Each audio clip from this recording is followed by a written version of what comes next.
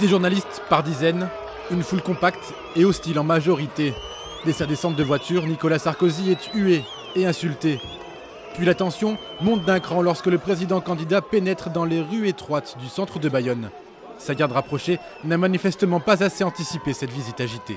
À ce moment-là, forcément, ce qu'on appelle le premier cercle, c'est-à-dire ce que l'on voit le plus, les 3 ou 4 personnes, peut-être 5 qui sont autour du président, le triangle diamant est vite dépassé.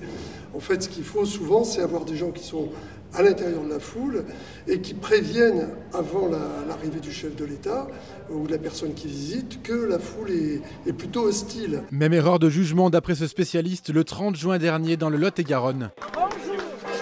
Des gardes du corps auraient dû être dans la foule pour anticiper le geste malveillant sur le chef de l'État, mais les agents de sécurité ne sont pas les seuls responsables. Il faut que la personne que l'on protège elle-même se mette en situation d'être protégée, donc accepte un certain nombre de contraintes, et en particulier accepte ce que lui dit le responsable de ne pas aller à tel endroit ou à tel endroit. Pas facile toutefois de convaincre une personnalité politique contre sa volonté, reconnaît l'expert, notamment quand il est en campagne et qu'il se présente comme le candidat du peuple.